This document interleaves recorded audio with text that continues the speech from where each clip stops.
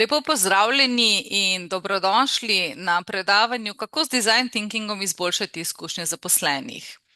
To predavanje smo v okviru dogodka Dizajniramo svoje razmišljanje Doba in Debono oblikovali skupaj z kolegico, izredno profesorico dr. Marina Letonja. Obe prihajava z Doba fakultete in vsaka seveda se ukvarja s svojim področjem, Marina s področjem podjetništva in design thinkinga, jaz se ukvarjam s področjem ravnanja z zaposlenimi in zanimalo naju je, ali lahko ta dva področja povežemo in kako, oziroma kako lahko z design thinkingom kot nekim sistematičnim okvirjem, nekim orodjem vplivamo na in ali lahko vplivamo na izboljšanje izkušnje zaposlenih. V nadaljevanju bi radi delile z vami najino razmišljanje, naše poglede in upam, da boste v bistvu nekatere stvari našli in ugotovili, da so zelo, zelo koristne, da lahko z zelo majhnimi koraki pravzaprav vplivamo na to, da se ljudje boljše počutijo na delovnih mestih, da se v bistvu tudi poveča produktivnost in njihova zavzetost. Izhajali smo pa pravzaprav iz tega, a ste se že sploh kdaj vprašali, zakaj nekateri v bistvu, ko pridemo v ponedeljek ali pride v ponedeljek v službo, imajo tisto iskrico v očeh, drugi pa že v ponedeljkih štejejo ure do tega, kdaj bo že konec tedna, da se začne vikend. In pa tudi zakaj nekateri interni ukrepi, ki jih uvajamo, pravzaprav v teoriji so super, ampak v praksi nikakor ne zaživijo. V enem okolju zaživijo, v drugem pa ne.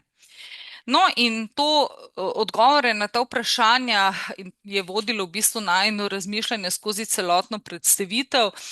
Predvsem sva želeli skupaj odkriti, kako lahko z uporabo design thinkinga, torej pristopa, ki izhaja iz sveta inovacij, oblikujemo boljše izkušnje zaposlenih. Predvsem govorimo o sooblikovanju rešitev skupaj z zaposlenimi na temelju njihovega glasu, njihove realnosti in pa njihovih izzivov. Tako bi danes želeli v bistvu nekako vas popeljati skozi to, kaj so izkušnje zaposlenih, zakaj o tem govorimo, kako vplivajo na področje ravnanja z zaposlenimi, to je bolj ta HR-ovski ali kadrovski del. Potem pa bom predala besedo kolegici Marini, ki bo pa v bistvu predstavila konkretno, kaj je to zemljevid ali Employee Journey Map, različne praktične vidike prototipiranja in pa seveda na koncu bomo tudi nekaj besed spregovorili o tem, kakšni in katere trajnostne mehanizme v praksi najpogosteje uporabljamo za povezanje design thinkinga in pa HR-a. Seveda izzivi v delovnih okoljih, vemo, sami delovna okolja se izredno hitro spreminjajo in z njimi se spreminjajo tudi pričakovanja zaposlenih. Zaposleni tako niso zgolj več delavci, če tako rečemo, ampak so posamezniki, ki iščejo nek smisel, razvoj in neko celostno izkušnjo. In to potrjuje tudi globalna raziskava McKinseyja, ki je pokazala, da kar 70% zaposlenih bi v bistvu zamenjalo organizacijo, v kateri so trenutno zaposleni, preprosto zato, če ne bodo čutili nekega osebnega smisla v organizaciji, v kateri so zaposleni. Vedno večji pritiski, digitalizacija, neprestane novosti na področju trga dela, delovnih procesov seveda povečujejo tako fluktuacijo, na drugi strani izčrpanost in pa tudi pojavlja se veliko stopnje izgorelosti zaposlenih, kar 1 od 4 zaposlenih po raziskavi OECD-ja doživlja simptome izgorelosti. In v takem okolju se seveda resnično moramo vprašati, ali neki klasični pristopi na področju kadrovanja, torej HR-a, ali nam zadostujejo ali je potrebno pa kaj spremeniti. Zagotovo seveda ti zastareli pristopi ne zadostujejo, rutinske ankete, neki togi postopki, enaki procesi, enaki sistemi za vse, ne nagovarjajo več ljudi na način, kot ga ljudje pričakujejo danes. In zato seveda se moramo zamisliti in vprašati, kakšne sisteme pravzaprav potrebujemo. In tukaj smo videli v bistvu priložnost za uporabo design thinkinga v kadrovskih praksah, da odpremo prostor za boljše sodelovanje, bolj na posameznika usmerjene pristope, bolj prilagodljive, da s tem v bistvu izboljšamo, tako povečamo smisel kot tudi izkušnje in seveda posledično vplivamo na razvoj posameznikov. Velikokrat se vprašamo, kaj si pa zaposleni pravzaprav želijo. In seveda zagotovo, ko govorimo o izkušnji zaposlenih, si zaposleni želijo občutek namena, torej da ima njihovo delo nek namen, da prispeva k nečemu večjemu. Na drugi strani je tudi zelo pomembno zaupanje. Vsak posameznik si želi zaupanja. To je delček povezano z zaupanjem, je avtonomija, odgovornost, ne pa mikrovodenja. Tudi pripadnosti, da pripadamo nekemu večjemu sistemu, da smo del tega, da nas pošteno obravnavamo in da spoštujemo edinstveno vsakega posameznika in pa identitete posameznika kot osebe. In če kot organizacije teh stvari ne prepoznamo, jih ne naslavljamo na pravi način, seveda kaj tvegamo? Tvegamo izgubo najboljših posameznikov. Zakaj torej govorimo o izkušnji zaposlenih? Predvsem zato, ker izkušnja zaposlenih ima neposreden vpliv na to, ali so posamezniki zadovoljni, produktivnost vpliva na inovativnost in tako kot pravi Jacob Morgan, da ne moremo zgraditi odlične izkušnje za stranke, če nimamo odlične izkušnje za zaposlene. In tukaj na levi strani v bistvu vidite nekako kolo, celoten kadrovski proces in v bistvu izkušnja zaposlenega se začne od takrat, ko začnemo se v bistvu na trgu iskati kadre, pa vse do takrat, ko kadri se odločijo v bistvu najti neke priložnosti v drugih okoljih. In skozi to celotno potovanje, to so neke stične točke in vse to v bistvu vpliva na izkušnje zaposlenih. In vsaka od teh faz lahko rečemo, da pušča vtis na posamezniku, na takšen in drugačen način, kako se zaposleni počuti, kako razmišlja o svojem delu. In nenazadnje to zelo vpliva na to, odločitev posameznika, ali bo ostal v podjetju te izkušnje ali pa bo iz podjetja odšel. In če mi teh stičnih točk ne oblikujemo zavestno, se velikokrat dogaja, da te izkušnje se oblikujejo naključno, ne vplivamo zavestno na njih in lahko seveda postanejo negativne in to vpliva zelo slabo, ne samo zadovoljstvo, zavzetost, ampak tudi povečuje fluktuacijo zaposlenih. Pomen izkušenj pa bi lahko rekli zaposlenih, da nikoli ni bil tako pomemben, kot je danes. Seveda vsi smo imeli že predhodnosti z izkušnje v vseh teh fazah, ampak zakaj je danes še toliko bolj pomembno? Na eni strani so se zelo spremenila, kot sem že rekla, pričakovanja zaposlenih. Ljudje si ne želijo samo neke varne zaposlitve, neke stabilne plače, ampak si ljudje predvsem želijo to, da bodo rasli, prispevali in seveda bili slišani. In nove generacije prav tako dajo tudi večji poudarek, da si želijo delati v okoljih, kjer ima nek smisel okolje. Vse povezavi tudi z dobrim počutjem in pa seveda tudi vedno večja je potreba po usklajenosti privatnega in poslovnega življenja. Prav tako je en del izkušnje, ki je zelo pomemben v sodobnem svetu, to pomanjkanje talentov. Organizacije vemo, da zelo tekmujejo za odlične kadre in izkušnja kadrov v organizaciji zelo močno vpliva na to, ali bodo ti kadri v organizaciji ostali oziroma če jih bomo sploh pridobili. In na področju ravnanja s talenti mi še nekako znamo odlične talente pridobiti, velikokrat je pa ravno problem, da jih ne znamo zadržati, ker na njih pozabimo. In te njihove izkušnje niso najboljše in potem takšni posamezniki odidejo. Potem velik izziv, ki vpliva na izkušnje zaposlenih, je zagotovo delo na daljavo. Delo na daljavo, se veste, se je uveljavilo po koroni. Vsi smo mislili, da to ne bo tako, ampak dejstvo je, da delo na daljavo je postalo nov standard dela.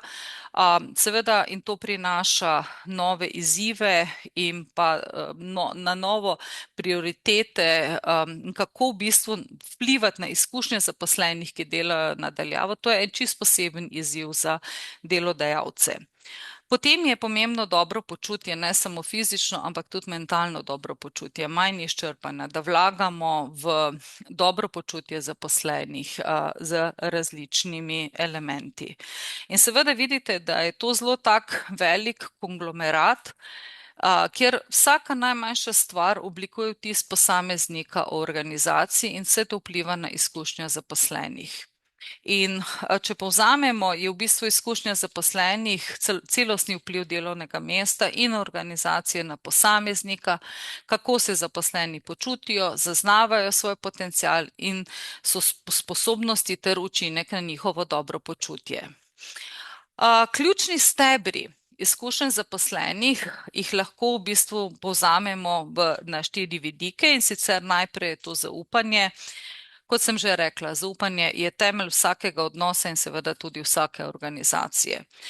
Ko zaposleni zaupajo vodstvu, verjamejo, da so njihove namere iskrene. Zaupanje je tudi temelj za psihološko varnost in je ključno za psihološko varnost. Namreč občutek, da lahko spregovorimo brez strahu pred posledicami, je izredno pomemben pri kreativnosti in zavedamo se, da brez zaupanja ni odprtosti, ni sodelovanja in seveda tudi ni inovacij. Potem verodostojnost. To je v bistvu občutek, da organizacija drži neke obljube, da so vodje iskreni in da je komunikacija takšna, da temelji na resničnosti in zaupanju. Izredno pomembno je tudi spoštovanje. In sicer spoštovanje je osnovna potreba po nekem priznavanju, vrednosti, potem občutek pravičnosti, da so odločitve obravnavane, da smo transparentni, da so jasni razlogi za odločitve in da ima vsak posameznik poštene priložnosti. Prav tako je pomembno tovarištvo, lahko bi temu rekli tudi pripadnost. To v bistvu pomeni, da smo del neke skupnosti, da se počutimo, da nas v nekem okolju sprejemajo, da nas cenijo in cenijo nas kot osebe in cenijo tudi naše delo in naš prispevek k razvoju organizacije. No, tukaj raziskave so pokazale, da posamezniki, ki imajo vsaj enega, tako bomo rekli, tovariša ali pa badija v podjetju, so tesno z nekom povezani, tesnega prijatelja v službi, to lahko prispeva do 50% večje zavzetosti posameznika.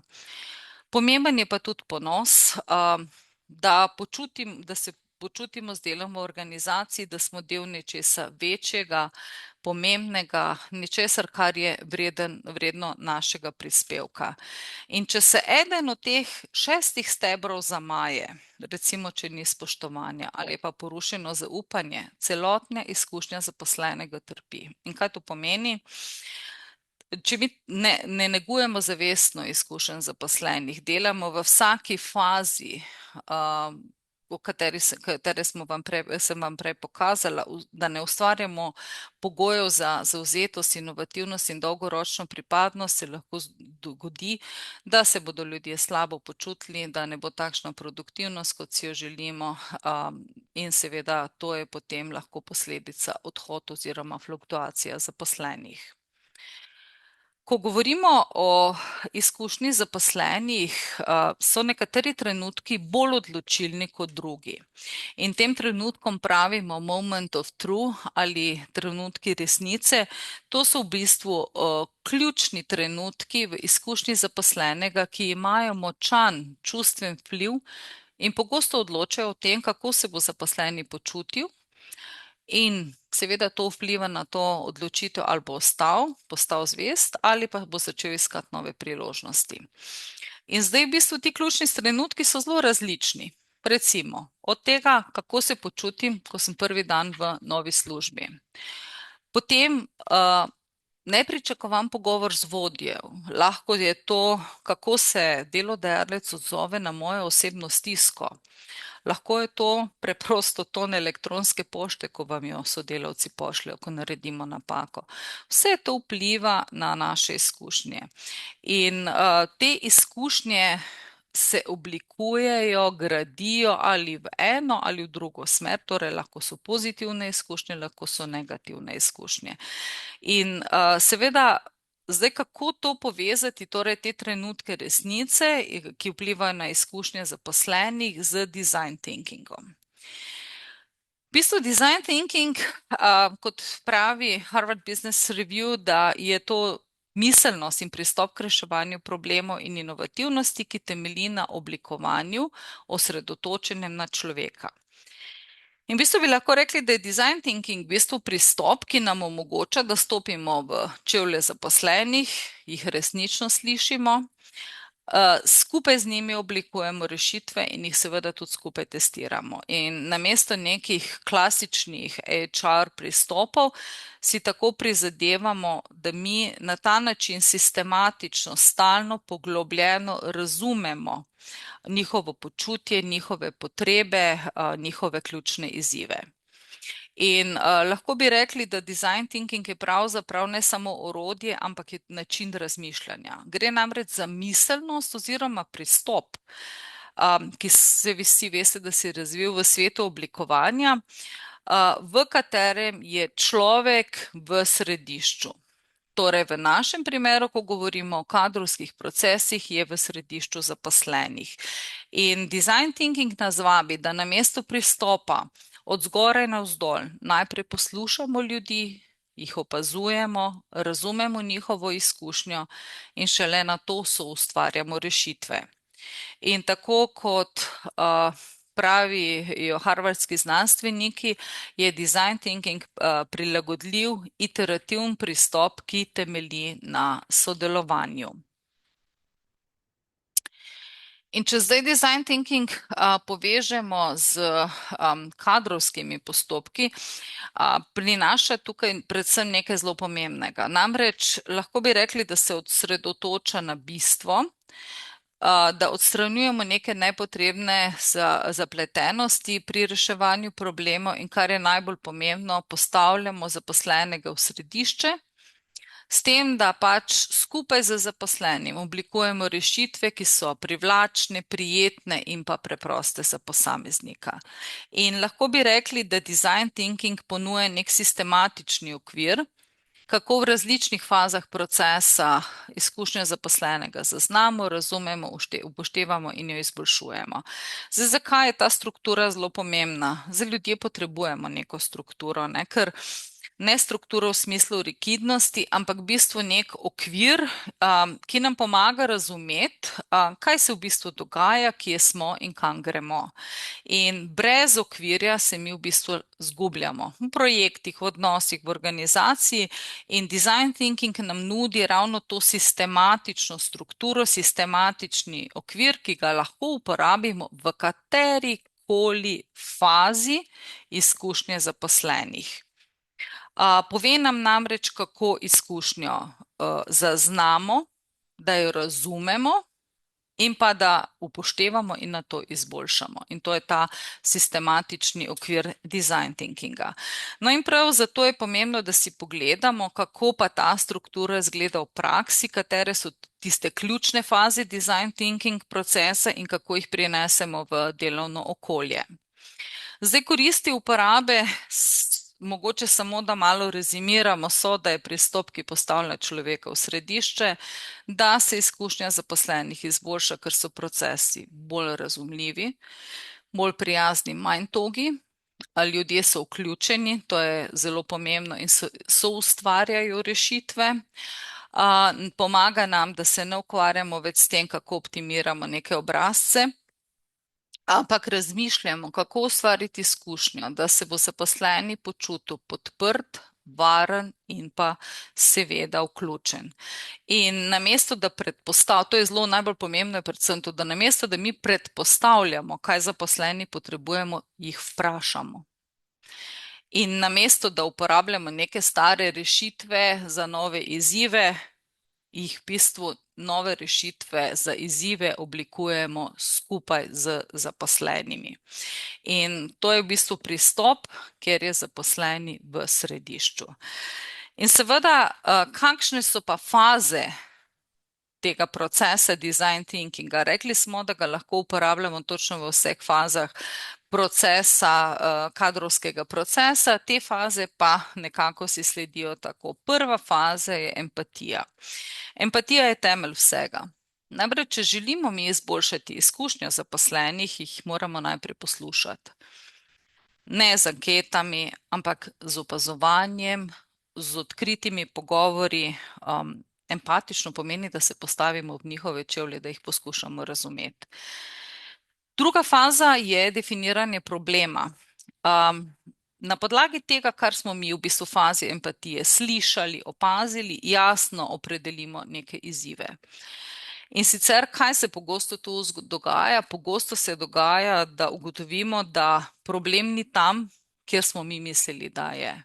Zato, ker smo v fazi empatije ugotovili, da so izzivi čisto nekje drugje, ker smo povprašali zaposlene. Potem je faza ideacije, ker gre za ustvarjanje, iskanje rešitev skupaj z zaposlenimi. V tej fazi je najbolj pomembno to, da upoštevamo vse ideje, tudi tiste ideje, ki se nas sprva zdijo neke nenavadne, nepraktične, vse to upoštevamo v tej fazi. Potem imamo fazo prototipiranja, kjer gre za hitro oblikovanje nekih poskusnih rešitev. Gre za to, da začnemo z majhnimi koraki, s preprostimi stvarmi in ugotavljamo, kako lahko te stvari izboljšamo in potem najbolj obetavne ideje prevedemo v prototipe. In potem seveda moramo ugotoviti, ali ti prototipi, ki smo jih izbrali, tudi v praksi funkcionirajo, zato jih testiramo in na podlagi povratnih informacij seveda tudi, če so potrebne, uvedemo različne izboljšave. Kako to v praksi narediti? Vam bo pa zelo dobro potem predstavila Marina, ko vam bo tri primere predstavila, kako so se podjetjih nekih ključnih problemov lotili. Seveda tu je še enkrat samo povzetek teh faz, empatija, definiranje problema, ideacija ali ideje tudi nore, prototip, naj bo vidno, otipljivo in pa testiranje in povratne informacije. No in velikokrat pravimo, da design thinking pomeni, da mi ne iščemo nekega pravilnega odgovora, ampak raziskujemo, ustvarjamo, eksperimentiramo. In bistvo je, da razmišljamo izven okvirjev kot znak nekega spoštovanja, zaupanja in odprtosti. Rada bi se še malo ustavila pri empatiji. Rekli smo, da je to prva faza design thinkinga in zakaj je empatija tako pomembna. Empatija seveda ni samo beseda, ampak pomeni, da mi v bistvu poslušamo, opazujemo in postavljamo odprta vprašanja. Predvsem v tej fazi poskušamo ugotoviti, kako se zaposleni resnično počutijo, kaj jih frustrira, kaj jih motivira, kakšne izzive, kakšne probleme imajo.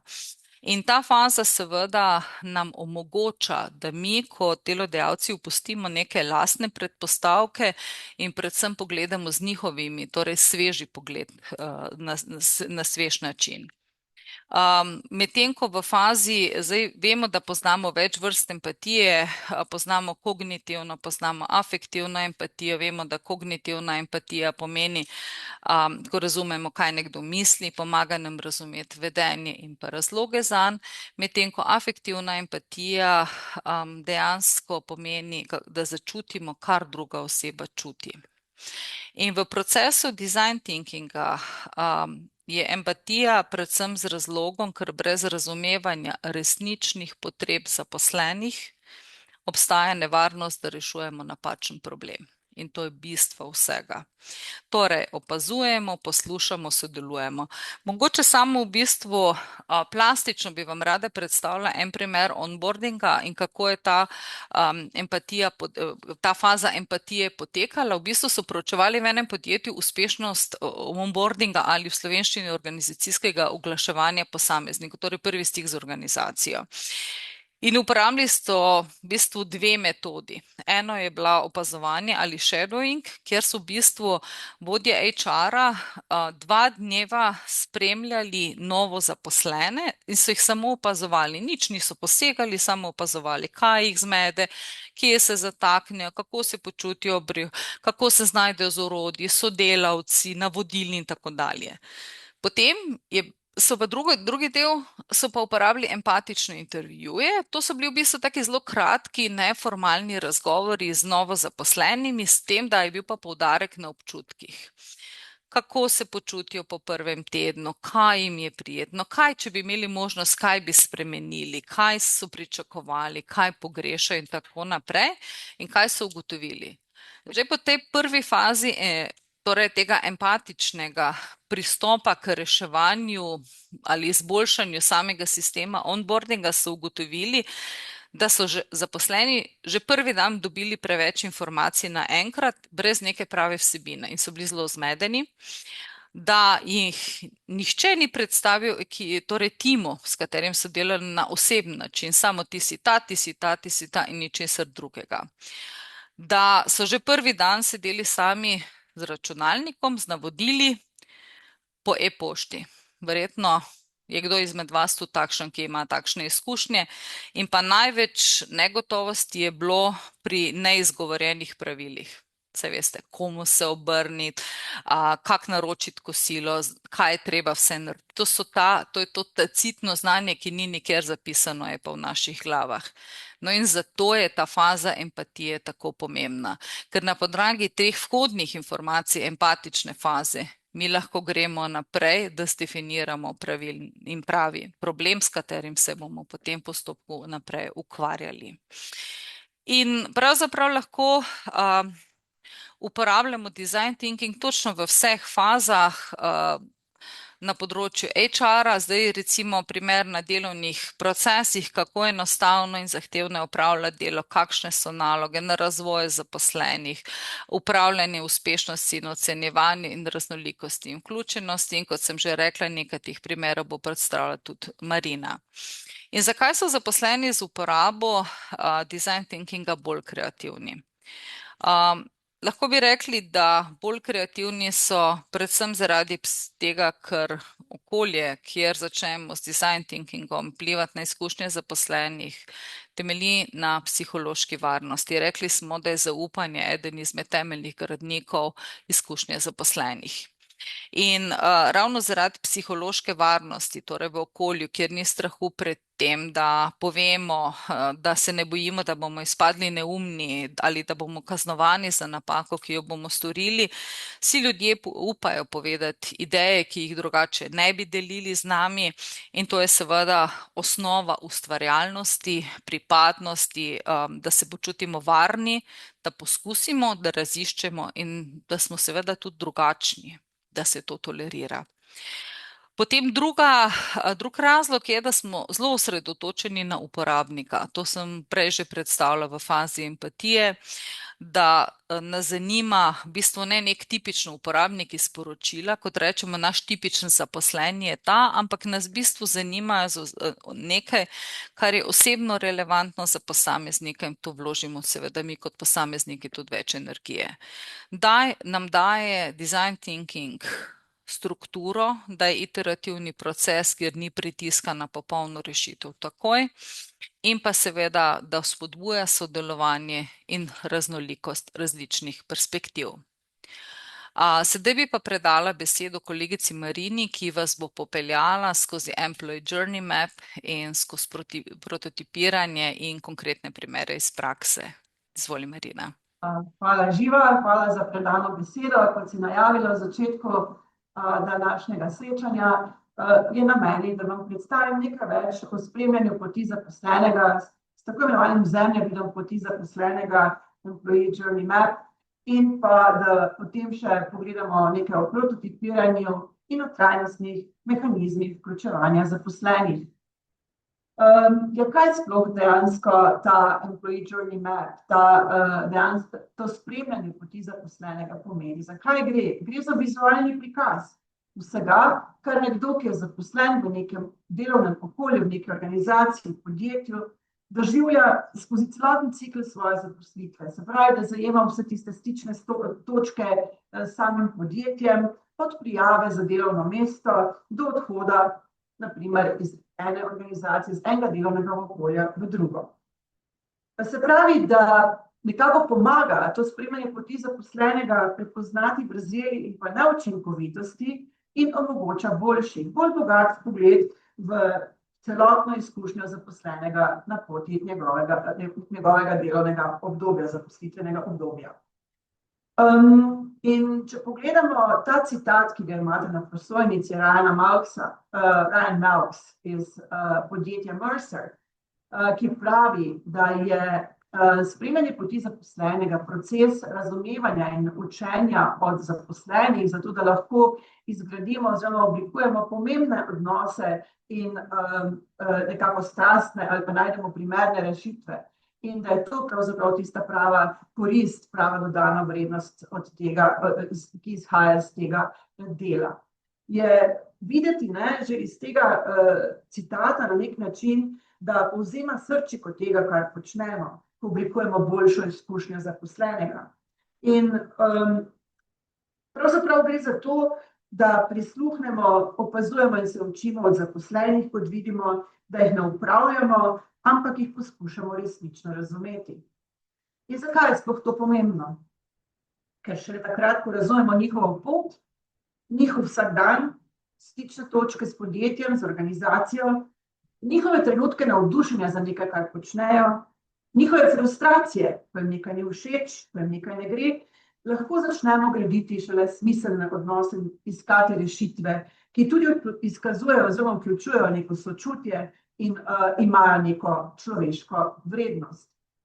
Tako kot pri sestavljanki, tem puclu na sliki, na tej prosojnici na desni strani, tudi pri oblikovanju dobre izkušnje ni enega samega kosa, ki bi pomenil rešitev za vse. Vsak stik, vsak trenutek šteje in ravno zato potrebujemo orodja, s katerimi lahko to kompleksno razgradimo in potem nekako poskušamo razumeti celotno sliko. Zdaj bomo pogledali v nadaljevanju dejansko dve zelo uporabni orodji iz pristopa design thinking, ki nam lahko pri tem pomagata. Se pravi, eno je ta, rečemo, zaposlitvena pot ali spremljanje poti zaposlenega, s tem zemljevidom poti zaposlenega, Employee Journey Map, ki nam pomaga vizualizirati celotno izkušnjo zaposlenega, potem pa je prototipiranje. Prototipiranje, ki ga je Živa prej omenila, kot način, kako lahko ideje hitro preizkusimo, večkrat ponovimo, ponavljamo, zato da tudi, če naredimo napake, jih lahko odpravimo, se iz njih naučimo in potem, na primer, pridemo do rešitev, ki lahko postanejo širše uporabne. Oba pristopa, obe orodji, sta praktični, sodelovalni, predvsem pa sta usmerjeni na človeka.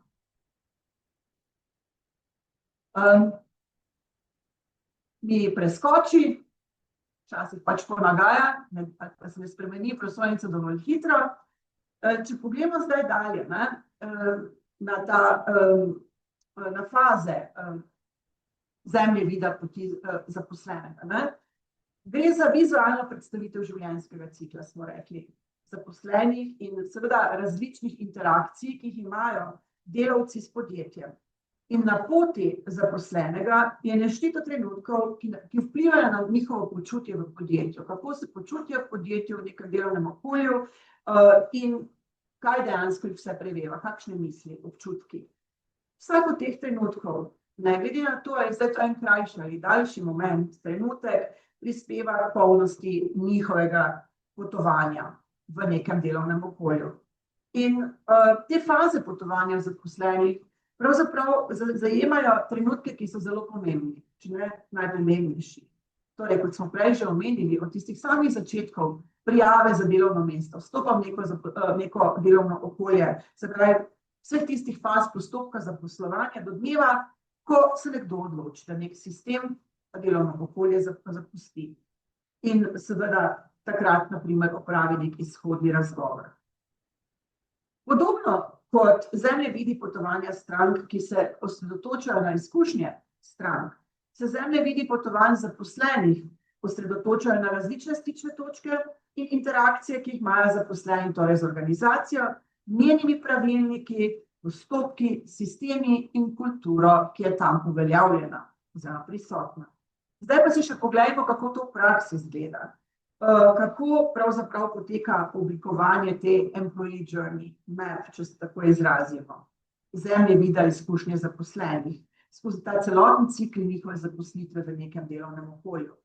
Gre za 4 ključne korake, lepo so ponazorjeni, da določimo osebo, persono, in potem opredelimo ključne faze poti, analiziramo izkušnje v vsaki fazi in vizualiziramo pot.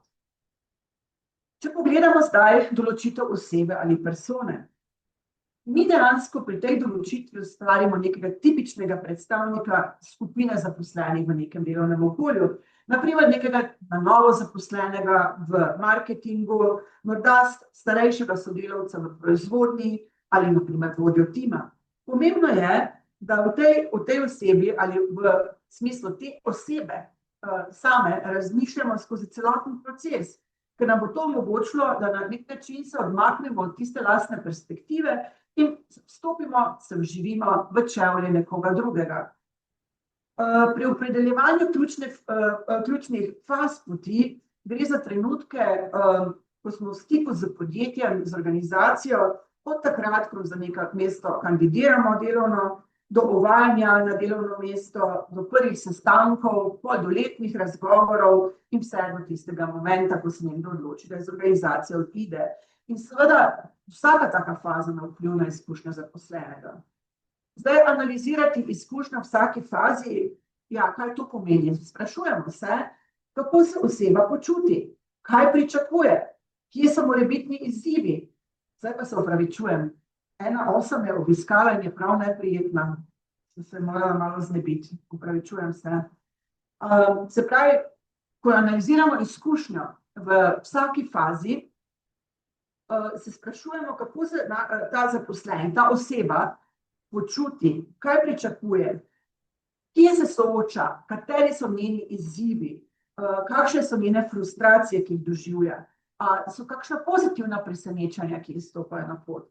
In to seveda zajema tudi zbiranje resničnih podatkov, se pravi podatkov, ki jih lahko do njih pridemo s pomočjo pogovorov, intervjujev, s pomočjo tudi anket ali preprosto s tem, da jih opazujemo.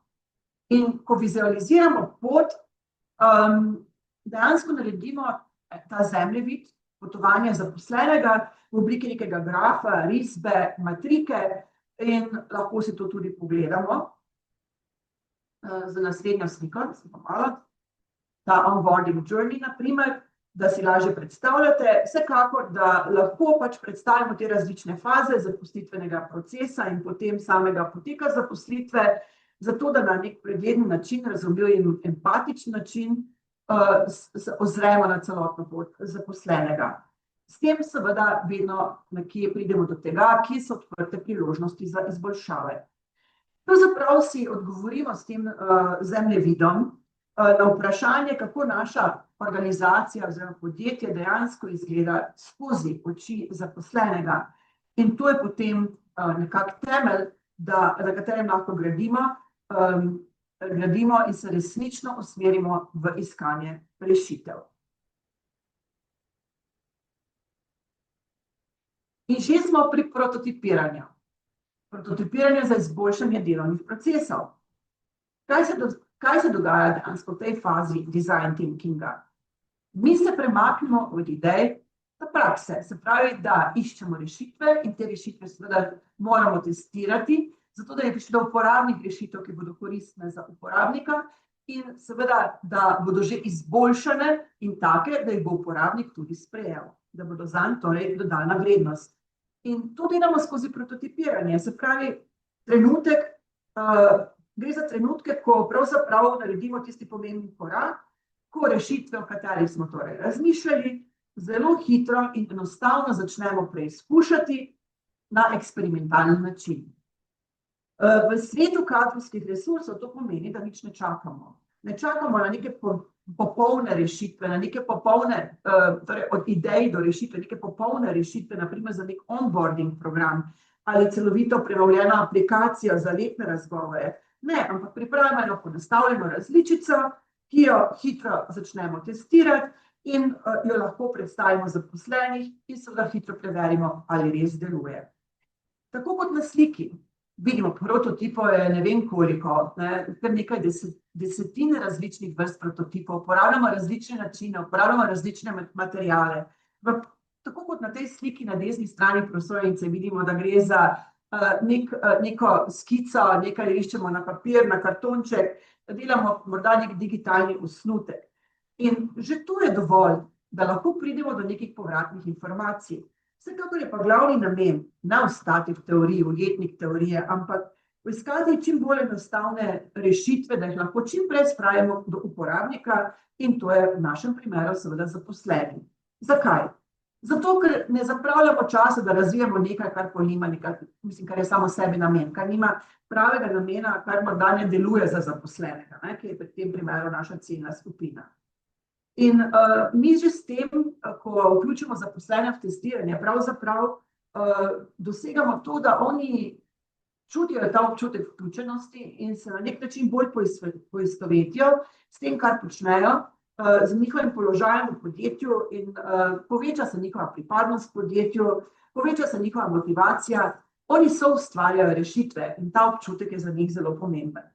Se pravi, vedo, da sooblikujejo in da so soustvarjalci sprememb. Zdaj, ko govorimo o prototipih, glejte, ne morejo biti perfektni. Ne gre za perfekcionizem, gre za tisti pogum, za tisto voljo, da nekaj začnemo, tudi če ni popolno, tudi če je okvirno, ker to je tisto, kar nam omogoči izboljševanje delovnih procesov. In v design thinkingu, torej v tem procesu dizajnerskega razmišljanja, pogosto govorimo o prototipih fizičnih izdelkov ali digitalnih rešitev, midve pa smo živo želeli posebej izpostaviti, da je prototipiranje enako pomembno tudi pri delovnih procesih. Zakaj? Ker prav ti procesi so tisti, ki najbolj oblikujejo izkušnjo zaposlenega, se pravi, kako je na primer videti njihov prvi dan v novem delovnem okolju, kako na primer potem poteka ocenjevanje njihove uspešnosti, kako dobi zaposleni podporo, če je v stiski. In vsi ti procesi so pogosto tok sistem, ki ga redko kdo upa spremenjati. Ampak če mi pogledamo nanje, če vključimo design thinking, ugotovimo, da jih lahko spreminjamo postopoma, na varen način, hitro, z majhnimi testnimi spremembami, torej z majhnimi koraki, ki jih sproti preverjamo in jih pol uporabljamo z zaposlenimi. To pomeni, da ne potrebujemo neke celovite organizacije, ampak lahko preizkusimo to novo obliko uvajanja, neki krajši obrazec, na primer za letni razgovor ali bolj empatično strukturo neke povratne informacije v obliki prototipa, ki ga potem skupaj s sodelavci izboljšujemo. Torej, prototipiranje, če zaključim, je praktičen proces, hiter, varen način za izboljševanje izkušenj zaposlenih, brez nekih velikih projektov in s konkretnimi rezultati. In zdaj se lahko vprašamo seveda, zakaj prototipiranje deluje pri procesih. Zakaj sploh prototipirati procese? Zakaj ne bi raje počakali? Počakali, da naredimo neko idealno rešitev, pa šele potem uvedli spremembe. No, zato, ker v realnem delovnem okolju enostavno nimamo časa za popolnost. Ljudje delajo, tempo je hiter, razmere se ves čas spreminjajo. Če čakamo na idealne rešitve, lahko izgubimo energijo, zapre se okno priložnosti in tudi lahko izgubimo zaposlene. Zato so potrebne hitre, iterativne, ali pa rečemo hitri, iterativni, ponavljajoči se cikli učenja, kjer sproti testiramo, kaj deluje in kaj ne deluje. Poleg tega vidimo, da se lahko zaposleni lažje vključijo, ko jim pokažemo nekaj konkretnega. Ni isto, če rečemo, razmišljamo o novi platformi za onboarding, ali pa če jim pokažemo osnutek nekega e-maila, s katerim izražamo dobrodošlico zaposlenemu v podjetje. Naprimer, scenarij prvega dne, predlog mentorstva, nekaj podobnega. Ko lahko nekaj otipajo, ko nekaj vidijo, ko lahko nekaj komentirajo, takrat se zavedajo, da so soustvarjalci, občutijo to svojo vrednost in vedo, da so se premaknili iz vloge zgolj opazovalca v soustvarjalca. Tu seveda nas pripelje do naslednje točke, ko pravimo, da prototipiranje omogoča vključevanje uporabnikov, torej zaposlenih, že v fazi testiranja. S tem pokažemo, da nam je njihovo mnenje pomembno in s tem povečamo verjetnost, da bodo te spremembe, ki jih želimo uvesti, tudi dejansko sprejeli, ker so bili njihov del od začetka njihovega razvoja, njihove priprave. Torej hitro, vključujoče, preprosto, učinkovito. To je moč prototipiranja v procesih. Vidimo pa, da design thinking ni le orodje za inovacije, ampak je močen vzvod za povečanje zavzetosti in vključenosti zaposlenih in na tej prosojnici poskušamo prikazati, zakaj je temu tako. Če pogledamo najprej empatijo in poslušanje. Ko v nekem podjetju, organizaciji aktivno prisluhnemo svojim zaposlenim, svojim ljudem in s tem povemo, da štejejo, da njihovo mnenje je pomembno, šteje in začnejo se počutiti slišane, spoštovane in to je že prvi pogoj za ustvarjanje tiste psihološke varnosti in pa zavzetosti zaposlenega. Ko imamo soustvarjanje rešitev, ko niso samo tisti, ki prejmejo neko, kot so postavljeni pred dejstvo, pred neko končno odločitev, ampak so tisti, ki so aktivno sodelovali pri iskanju rešitve in njenem oblikovanju, se s tem poveča njihova pripadnost in seveda občutek lastništva in odgovornosti za spremembe, ki se uvajajo. Če ti sodeluješ pri neki rešitvi, ko nastaja, ko jo pomagaš ustvarjati, takrat tudi jo lažje sprejmeš in tudi potem začneš to lažje živeti. Iterativno testiranje je del design thinkinga in pomeni, da lahko nekaj preizkusimo, nekaj popravimo, ponavljamo, popravljamo in nadgradimo. Pri tem gre za ustvarjanje oziroma kreiranje neke kulture poguma, ko ni več ali pa ljudje nimajo več nekega občutka sramu, da so naredili neko napako, ker je to samo del procesa. In ravno to zmanjša strah in poveča njihovo pripravljenost za sodelovanje. Torej, imeti možnost, da narediš napako, pa se nekdo zaradi tega ne zasmetuje. Nenazadnje se to odraža tudi v pozitivnem vplivu na organizacijsko klimo in uspešnost. Zato, ker zavzet zaposleni ni le motiviran, je bolj ustvarjalen, bolj povezan, bolj odporen na spremembe. Torej, z empatijo, soustvarjanjem in pogumnim testiranjem ne oblikujemo le boljših rešitev, oblikujemo boljšo organizacijsko kulturo. Zdaj, če pogledamo,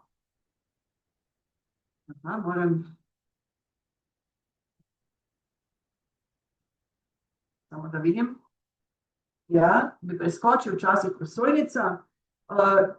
Tukaj pravzaprav želimo pokazati nekaj primerov iz prakse in kaj se lahko iz njih naučimo. In imamo kar en konkreten primer, na primer design thinkinga v proizvodnem podjetju, in sicer v katerem so se soočili z izzivom pomanjkanja povezanosti in motivacije med zaposlenimi v proizvodnji in vodstvo je opažalo predvsem, da je upadla zavzetost, da so slabo komunicirali med oddelki in da so se delavci, ki so delali na proizvodnih linijah, počutili nekako odtujene. In namesto, da bi takoj uvedli neke klasične ukrepe, neka interna izobraževanja ali nagrajevanja uvedli, so se dodatna nagrajevanja, na primer, uvedli so se odločili, da uporabijo pristop design thinkinga, ki temelji na tem razumevanju izkušnje zaposlenega. In zdaj v prvi fazi, v empatiji, je kadrovska ekipa preživela kar nekaj dni na terenu, se pravi, da so opazovali zaposlene pri delu, se z njimi pogovarjali in jih poslušali, kje imajo neke frustracije, kaj jim je pa veselje. Bistveno je bilo, da se odmaknili samo od izvajanja nekih anket k resničnim pogovorom, k temu, da pridejo tudi s pomočjo opazovanja do srži problemov. V fazi definiranja problema so ugotovili, da pravzaprav zaposleni ne razumejo širše slike in da niso vedeli, kakšen vpliv pravzaprav ima njihovo delo na končni izdelek in na stranke, ki so kupovale te izdelke. Niti niso imeli nekih vzpostavljenih kanalov, po katerih bi dobili nazaj povratne informacije. V ideacijski fazi so zato skupaj z zaposlenimi v tem podjetju iskali rešitve in predlagali si boljšo komunikacijo med oddelki, sprotno vizualno prikazovanje napredka na neki liniji in celo uvedbo kratkih tedenskih povratnih petkov in celo uvedbo teh, rečemo, kratkih tedenskih povratnih petkov, na katerih so delili uspehe in predloge izboljšav. To je bil že prvi korak in samo sodelovanje zaposlenih pri tem procesu je povečalo pripadnost, zaupanje in občutek, da so res pomemben del, da štejejo v organizaciji. To je moč design thinkinga, če poudarim. Ne vsiljuje rešitev od zgoraj, ampak ustvarja jih skupaj z ljudmi, ki jih bodo tudi živeli. Imamo še primer IBM-a in njihove prenove sistema ocenjevanja uspešnosti, kjer so se soočali z izzivom zastarelega sistema ocenjevanja uspešnosti. In IBM je želel nadomestiti zastareli sistem letnega ocenjevanja uspešnosti, ki ni več ustrezal dinamičnemu delovnemu okolju. Cilj je bil razviti bolj fleksibilen sistem, ki omogoča kratkoročne cilje in pogostejše povratne informacije. Tako so, kar se tiče empatije, hoteli pravzaprav nekaj narediti na tem področju razumevanja potreb zaposlenih in uporabili so različne kanale za zbiranje povratnih informacij, tudi interne videoposnetke, s katerimi so na nek način vabili in pozivali zaposlene, da delijo svoja mnenja o obstoječem sistemu ocenjevanja njihove uspešnosti. Zbirali so povratne informacije torej in zaposleni so lahko povedali, kaj jim je všeč, kaj jih moti in kaj bi so pravzaprav želeli drugače. Skozi definicijo problema mi lahko opredelimo ključne težave in seveda so tukaj poskušali analizirati zbrane podatke, identificirati na podlagi teh zbranih podatkov in njihove analize ključne težave, kot je to sprotno pomanjkanje informacij, povratnih, pogost letnih ocen, nezmožnost prilagajanja ciljev skozi leto in podobno.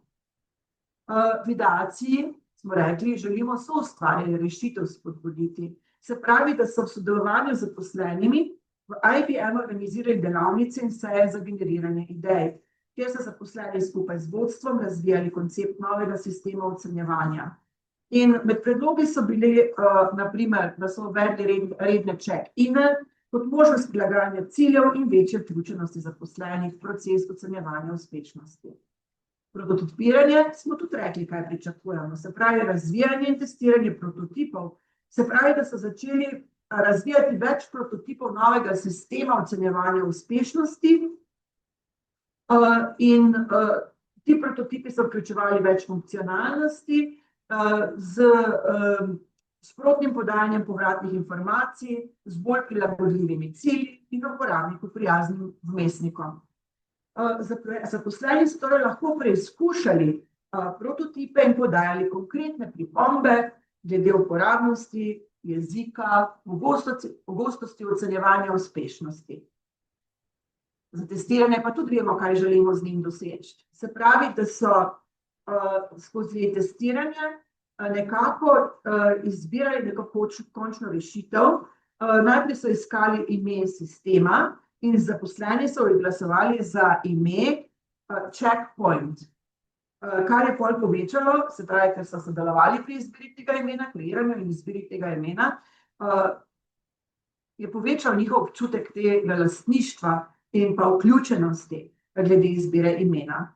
Se pravi, da so na podlagi teh povratnih informacij v IBM-u prilagodili funkcionalnosti sistema in ga implementirali po celotnem podjetju. Mislim, da sta bila dva primera kar že dovolj nazorna in bi prešla še k ključnim ugotovitvam. Če želimo ustvariti delovno okolje, kjer ljudje ne samo opravljajo delo, ampak rastejo, prispevajo, se povezujejo, moramo razmišljati predvsem drugače. Vemo, da prototipiranje gradi pogum. Ko zaposlenim pokažemo, da ni treba imeti popolnih rešitev, da lahko poskušajo, eksperimentirajo različne faze rešitve, ki se šele potem oblikujejo, približujejo neki končni rešitvi, takrat res se dogaja nekaj lepega, nekaj čudovitega, ker ljudje začnejo verjeti, da so spremembe mogoče. Zaposleni postanejo partnerji sprememb, niso le opazovalci, so soustvarjalci in v tem se ustvarja neka nova kultura, kultura pripadnosti, zaupanja, večje pripravljenosti za skupno rast in razvoj. Napake ne gledamo kot napake, kot poraz, ampak kot priložnost za učenje. In spremenimo s tem svoj pogled na neuspeh in neuspeh ne sme biti nekaj, kar človeka zavira, česar se človek boji, ampak mora biti nekaj, iz česar se uči in raste. In končno to hitro testiranje, ki smo ga že parkrat omenili, z njim ne izgubljamo časa in nepotrebne energije za nekaj, kar ne deluje. Učimo se hitro, opravljamo še hitreje in s tem postajamo bolj prilagodljivi in uspešnejši. To niso zgolj procesne izboljšave. To so spremembe, ki gradijo drugačna delovna okolja, bolj človeška, bolj ustvarjalna, bolj pogumna. In